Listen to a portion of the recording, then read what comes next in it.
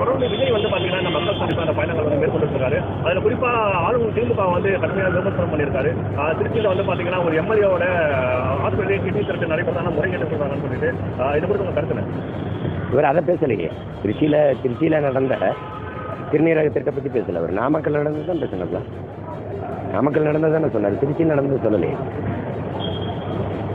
நீங்கள் என்ன இருந்தாலும் ஒவ்வொரு தொகுதியிலையும் ஒவ்வொரு ஊர்லேயும் மக்களுக்கு என்ன பிரச்சனைங்கிறது இதயத்திலிருந்து வரணும்.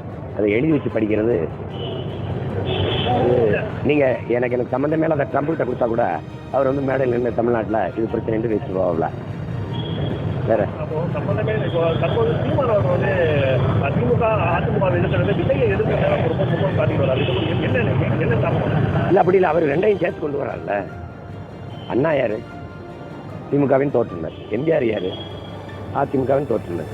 ரெண்டுமே பிரச்சனைங்கிற ரெண்டையும் ஒன்றா தூக்கிட்டு வந்தால் அப்புறம் நீங்கள் சொல்லுங்கள் என்ன செய்யலான்னு என்ன சொல்லுங்கள். பேரறிஞர் அண்ணா மேலே நமக்கு பெருமதிப்பு உண்டு. ஏன்னா அவரை குறை சொல்ல முடியாது. அவர் கஷ்டப்பட்டு வந்து 49 ஆரம்பித்து 67 ஆட்சியை கைப்பற்றி 1.5 ஆண்டுகள் தான் இருக்கிறார். அதோட இறந்துரு அவர் ஆட்சியில் குறை சொல்கிறதுல கொண்டு. ஆனால் அவர் அரசியலுக்கு வந்த பிறகு தான் தமிழருடைய வரலாறு இலக்கியமெல்லாம் அரசியல் மேடையில் பேசப்பட்டது. அந்த பெருமை, அந்த நன்மை, அவர் மேலே அந்த நன்மதிப்பு தமிழ் மக்களுக்கு என்றைக்கும் மாறாது. அது அண்ணாவை வச்சுட்டா அண்ணா யாருன்னு ஒரு 1/2 மணி நேரம் பேசணும்ல. எம்ஜிஆரை வைக்கிறீங்க. நான் சொல்கிறேன், இந்த நாட்டில் கல்வியை மருத்துவத்தை தனியார் மயப்படுத்தின பெருந்தகை எம்ஜிஆர் தான்.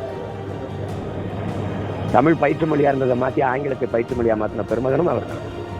முல்லை பெரியாற்று அணை மீது அணை இருக்குல்ல, அதை பாதுகாக்கிற உரிமை எனக்கு இருந்தது.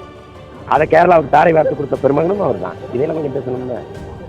எனக்கு ஒரு நன்மதிப்பு இருக்குது. எங்கள் அண்ணனுக்கு ஒரு தந்தை போல இருந்து உதவினார் எங்கள் விடுதலைக்கு. அதை மதிக்கிறோம், போற்றோம். பட் இதெல்லாம் எப்படி இருக்கிறது? தற்போது நடக்கக்கூடிய விவாதங்கள்ல வந்து பாத்தீங்கன்னா டிவி விவாதங்கள்ல தாவேக்காவினர் அவங்க வந்து குறிப்பிட்ட விஷயம்னா சீமான் அவர்கள் வந்து நடிகர்கள் கட்சியாளர்கள் சொல்றாரு. ஆனா சீமான் அவர்களே அதெல்லாம் கிடையாதுங்க. நீ என்ன திரைப்படத்தில் இருந்தோன்னா நான் ரசிகனை சந்திச்சேனா? ஒரு கேள்வி முடியும். நான் ரசிகனை சந்திச்சேனா? நீ ரசிகனை சந்திச்ச? சரி, நானும் நடித்தேன், நீ ரசிகனை சந்திச்சியா? நான் ரசிகனை சந்திச்சேன். நான் மக்களை சந்திச்சேன், நீ ரசிகனை சந்திச்ச.